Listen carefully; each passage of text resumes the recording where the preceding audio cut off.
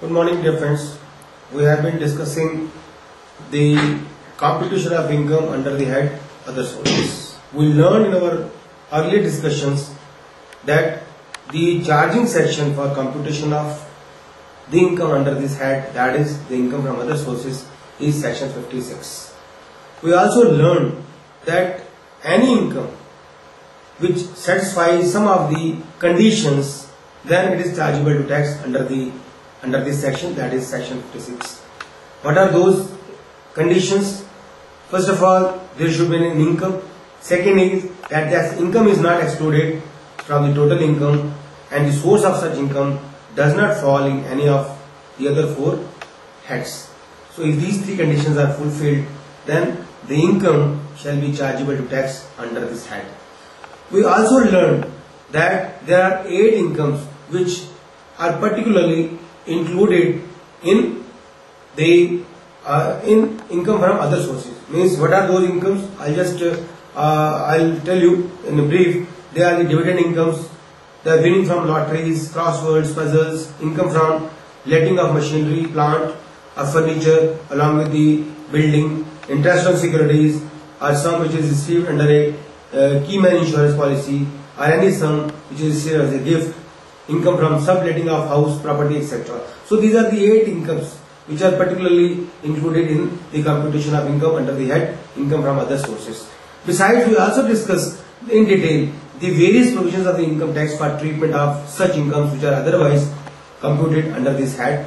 Now, today we will just try to learn the various deductions which are permissible under this act for the purpose of computation of income under this head. So what are those deductions? What are those deductions of other sources? What are those deductions? They are just governed under section 57 of the Income Tax Act. So number 1 deduction is that the remuneration or commission which is paid to the banker for realization of dividends and interest income. It means if you have paid some commission to the banker for realization of dividends etc. or interest income etc., then this commission shall be allowed as a deduction while computing the income under this head. The other deduction is that if, for example, you have just let out your plant and machinery and you are just deriving the rental income, and for deriving such a rental income, some expenses such as repairs, insurance premium, depreciation, etc., it is allowed as a expenditure which is to be deducted while computing the income under this head. The third major deduction which is allowable under section 57 is in respect of the family pension. In respect of the family pension, the lower of the two amounts is allowed as a deduction. So what are the two amounts? What are the two amounts which have to be considered while computing the income under this head is rupees 15,000 per annum. So it means the family pension is allowed as a deduction up to the level of 15,000 per annum or 1/3 of the family pension which has been received by the assessee. So in respect of the family pension, these two deductions would govern the deduction, means either 15,000 per annum or 1/3 of the family pension which is received by the assessee. So lower of the two would be allowed as a deduction. So these are the 3 basic types of expenditure which is allowed as a deduction while computing the income under this head. However, other than those expenses, the other expenses are also allowed as a deduction if some conditions are fulfilled. What are those conditions? We'll just see. Number 1 condition is that the amount of expenditure which is incurred for earning the income which is computed under this head should not be a capital expenditure. It means if the expenditure is not a capital expenditure, then it can be allowed as a deduction under while computing the income under this head. Second condition is this expenditure is incurred wholly and exclusively for the purpose of earning income of other source. It means if you have incurred the expenditure wholly and exclusively for the purpose of earning under this head, then it would be allowed as a deduction. Third important condition which must be fulfilled is that it should not be a personal expenditure. So no personal expenditure is allowed as a deduction. while computing the income under this head. The expenditure should have been incurred during the previous year. This is the next condition. And last condition is that there should be a clear nexus, or you can say there should be a clear relationship between the income earned under this head and the expenditure incurred. So clear relationship must be established so that you can be eligible for deduction under this head. So these are the basic conditions or principles which should be taken into account while getting the deduction on account of expenses. Now we'll just see the expenses which are not allowed as a deduction while computing the income under this head, that is the income from other sources. Number 1, personal expenses. Personal expenses will not be allowed as a deduction. They are expressly being excluded. It means if any personal expenditure has been incurred, it will not be allowed as a deduction while computing the income.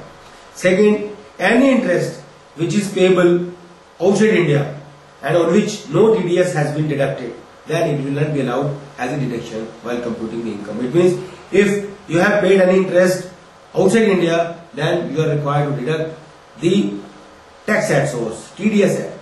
If you are not doing TDS, then no deduction on account of such interest shall be allowed as a deduction. Third condition is the third expenditure which is not allowed as a deduction is the payment of salary outside India on which no TDS has been deducted.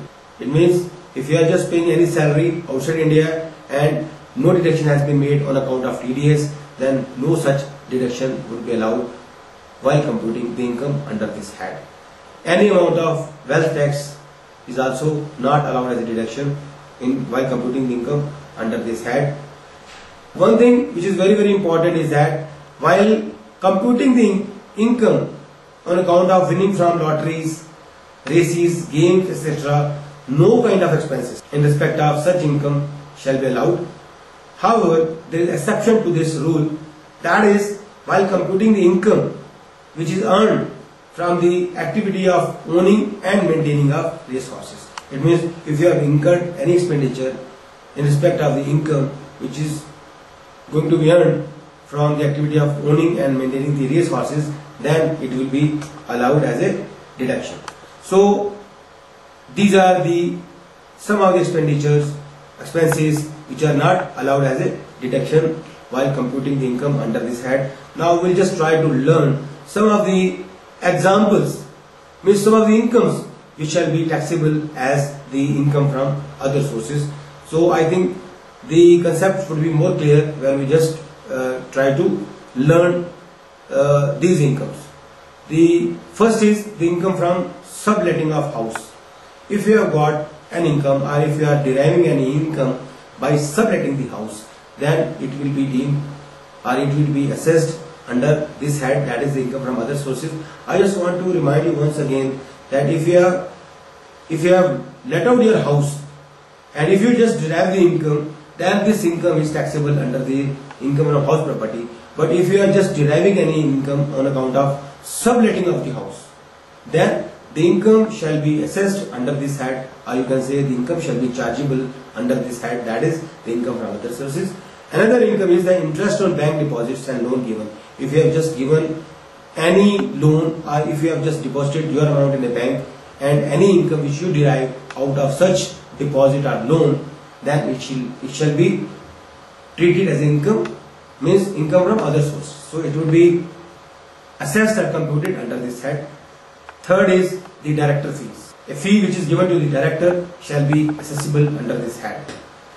Rent of open plot of land. If you have got a plot of land and you have just given this plot of land on rent, then any income which is derived out of such letting out shall be taxable under this head. And please mind it, if you have got a plot of land which is adjacent to the house property which is otherwise chargeable to tax under the head of income from house property, and this plot of land is adjacent or appurtenant thereto, then certainly it shall not be charged under this head, rather it would be charged under the head income from house property. But if you are just receiving any rent of the open plot of land, then the income derived from such rent, on account of such rent, shall be chargeable under this head, that is the income from other sources. The next is the salary payable to the member of parliament, that is also chargeable under this head, that is income from other sources. And that is due to the fact that for computing the income under the head salary, one very important relation is that there should be a relationship of payer and payee, means employer and employee, master and servant. This particular relation does not exist in the case of member of parliament. So that is why any income, means any income on account of salary which is received by the member of parliament shall not be taxable under the head salary due to the absence of the relationship of master and servant. Next is the family pension which is received by the family member of a deceased employee is also taxable as income from other sources. However, there is an exemption which I just discussed earlier. Exemption is to the tune of 15,000 rupees per annum or 1/3 of such income, whichever is less, that is allowed as a deduction under section 57. Interest on employees' own contribution in the case of unrecognized provident fund is also chargeable under this head. Any income from undisclosed sources shall also be chargeable under this head, that is the income from other sources, or any casual income or income from royalties. So these are some of the examples of the income which shall be chargeable under this head. Similarly, ground rent or examination fee which is received by a teacher from a person other than the employer, because this is also chargeable due to the fact that there is an absence of relationship between the employer and the employee. If a person happens to be the teacher and he is just preparing the examination paper for a school in which he is not employed, in such a case, any remuneration or any fee which such teacher receives from other school shall be chargeable under this head, that is the income from other sources.